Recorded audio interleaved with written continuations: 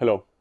When a person prays and he doesn't have a Siddur available, may he pray from his smartphone. He has over there the tefillah, and therefore he takes out the smartphone and he prays from that.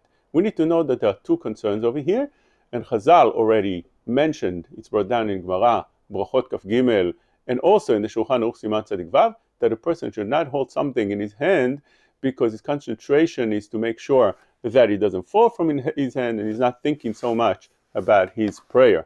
And therefore, one should not pray holding something, as it says in the Shulchan Aruch, in Siman Tzadik Vav, לא יוחז אדם בידו תפילין ולא ספר מכתבי הקודש ולא קערה מלאה ולא סכין ומעות וכיכר מפני שליבו עליהם שלא יפלו ויתרד ותתבטל כוונתו, which means at the time that he prays, one should not hold in his hand not tefillin and not a book and not a plate with things in them, food in there, not a knife and not money or a piece of bread, because all those things he is constantly thinking how to make sure that it doesn't fall from his hand, and therefore he doesn't have concentration on the prayer. There's machloket over here, Rashi and Rabbeinu Yonah, whether we're dealing only with important things that he's afraid they're going to fall, or anything. According to Rashi, it's only important things, or things that he is afraid that once they lose, once they fall, they get ruined, they get lost, they break, like those things in the examples that we just read,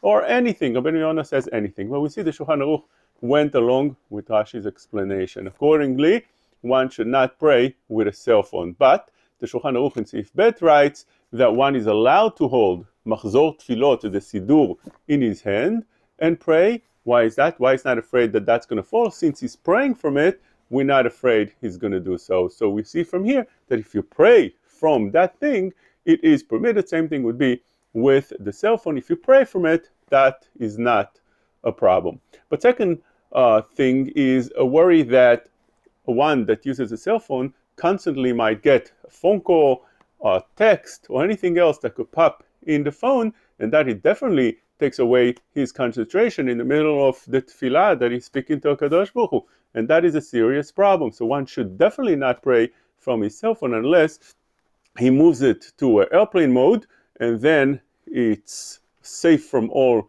that we explained, and then he can pray from such a thing.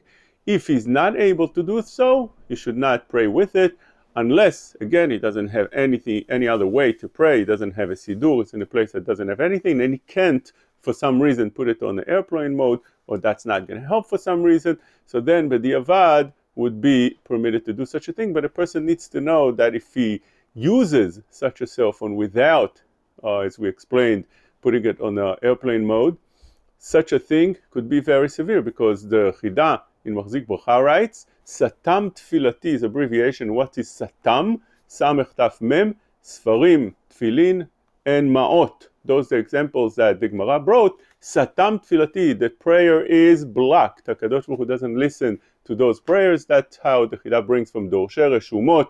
Satam Tfilati, the prayer is blocked. And therefore, the person needs to make sure that he does what we explain only in a place that he really doesn't have any other choice.